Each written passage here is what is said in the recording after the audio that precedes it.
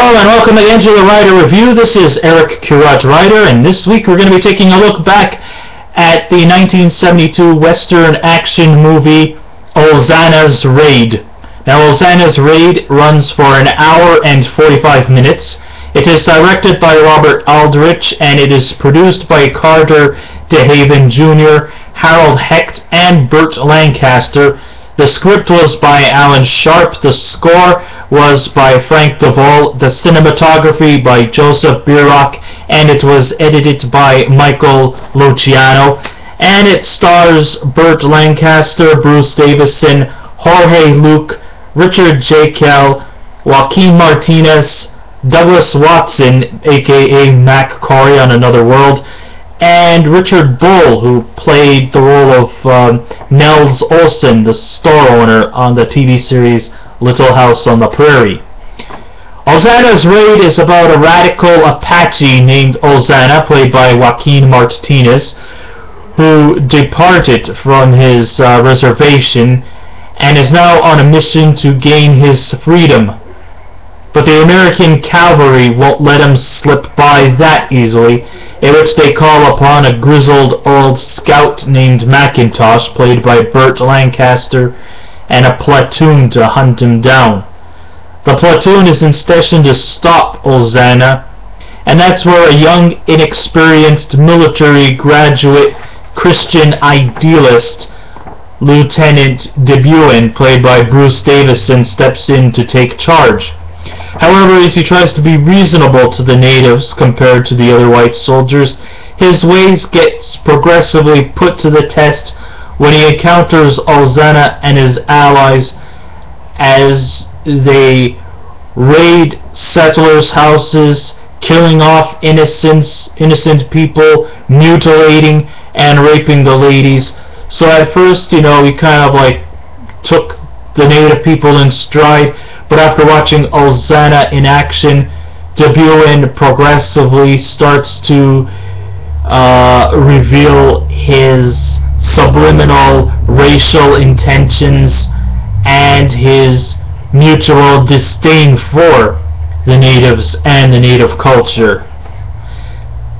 What makes this movie so different from the others was that back in the 1940s, the 50s, and maybe into the 60s, when Western films were quite popular, native people were the most viciously discriminated by the ever-popular Hollywood machine. They were easily dismissed as semi-primitive, bloodthirsty marauders, while the cowboys or the cavalry were considered the good guys. The cowboys, wearing their 10-gallon hats and their little brown steeds, were represented as the good old boys. But by the 70s, when the Western genre was slowly fading out, its ideals were much more heavily put into deeper scrutiny. In the case of Ulzana's Raid, we can carefully look at the movie with two contrary connections. The first, of course, being the topic of racism. This whole theory of the only good Indians, the dead Indian, which exists in this movie, no kidding. But the other connection is that it relates to the Vietnam War, which was still in operation at this time. In fact, this movie really is just an allegorical way how the Vietnam War was running. Instead of Vietnamese people taking on the American army, we have the U.S. cavalry taking on the natives, like as if the native people were like the incognito to the Viet Cong. It should not surprise us that the Apache tribe is a subliminal decoy to the at the time nemesis, the Viet Cong, with their desire for violence and their similar desire not to be taken down by the American army. This is no way a good versus evil story, because when a war takes place, it's actually, a fight between the less of two evils. I'm not taking any sides here. As a North American Indian myself, I was actually appalled by some of the despicable violent acts that the Apache tribe did. But it is only foretold in the epilogue when Davison soldiers captured them and the army and the settlers who arbitrarily decided to interfere when they should have never stuck their noses in to begin with. But when you put these two factions together, blood will bestow upon their very souls. Now listen, just to be fair, the film does not at the same time completely demonizing the Apache tribe, while at the same time does not fully chastise with the American army. You know, there is good and bad in everyone, and that's kind of like what the movie represents.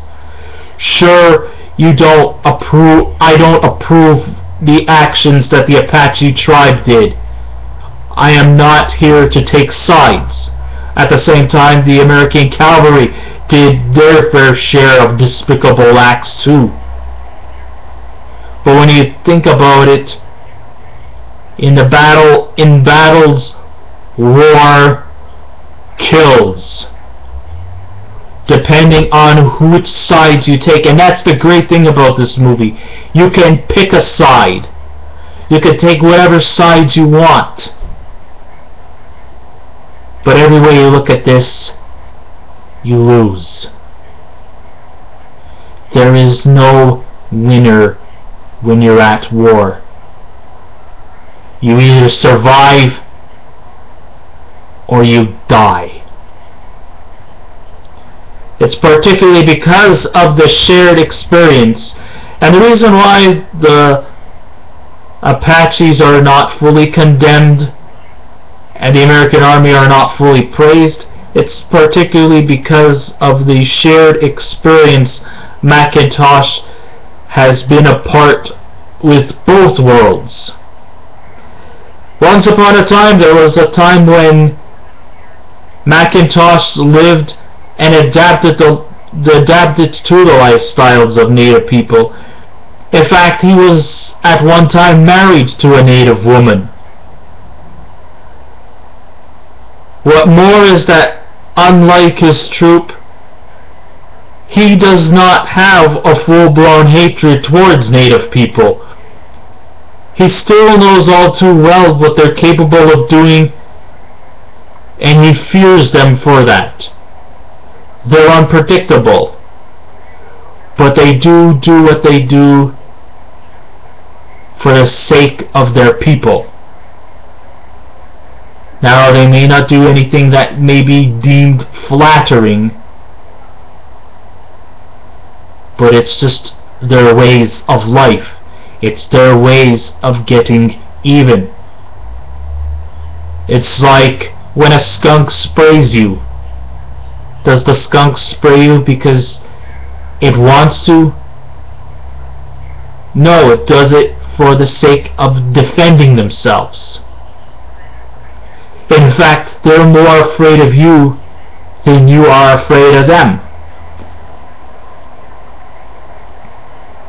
But to Davison, to him, he thinks that they're easily handled. He sometimes believes that Ulzana is not touched by the fact that he and his fellow defeated tribe should be given a proper Christian burial. You see, Davison probably believes that the wedge that holds apart between the American cavalry and the Apaches is that they were brought up the way he was brought up. And he thinks that by Christianizing the Apache tribe, then there probably might be some kind of a negotiation could come between the two, and to put the final wedge out of their system.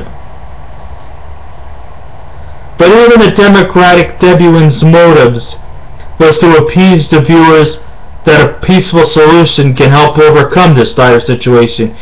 He even goes as far as to treat the Apaches fairly, as they raid houses and cause quite a commotion to the inhabitants, killing and annihilating them to the ground and raping the ladies with no signs of sympathy or remorse in their souls.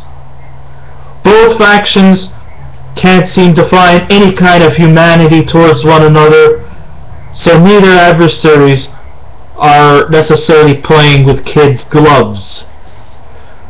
It's an epic fight till one faction is completely expunged. The remaining two, locked in the middle of all this carnage, are the grizzled Macintosh and a fellow Apache warrior by the name of Canite, played by Jorge Luke, who is much depicted as an outsider drifting on with heartbreak and pain. These are the only two who seem to have experienced both sides of the world. Canite is, of course, an Apache warrior. He only joined the cavalry. I don't remember exactly the reason why, but I guess they could have used him as kind of a decoy to get a much more better, further understanding of the Apaches and why they do what they do, and sort of is like a guide. As the film draws to a rather painful and uncompromising conclusion, we see in the end heartbreak, outrage, and just plain anger. But this movie is more liberating, as the audience can take the freedom and the liberation to pick a side. Any side. You guys can support the cavalry for trying to put a stop to these marauders. You can sympathize with the Apaches because they were promised a lot of things and they ended up just being ignored, and fearing that without food, shelter, protection, clothing, the American government will just completely ignore them until they progressively fade out and become extinct. Even back in the 1880s and even still to today, natives still continue to fight for identity.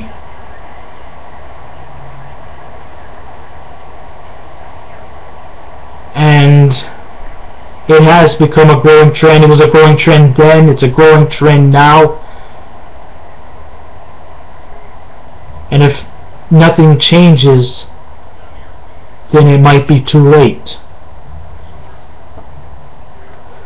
Even though Alan Sharp's script, it's pure gold, and the action sequences are something that maybe we may have all seen before, but the sensitivity that the script conveys revises the scope of how natives were portrayed.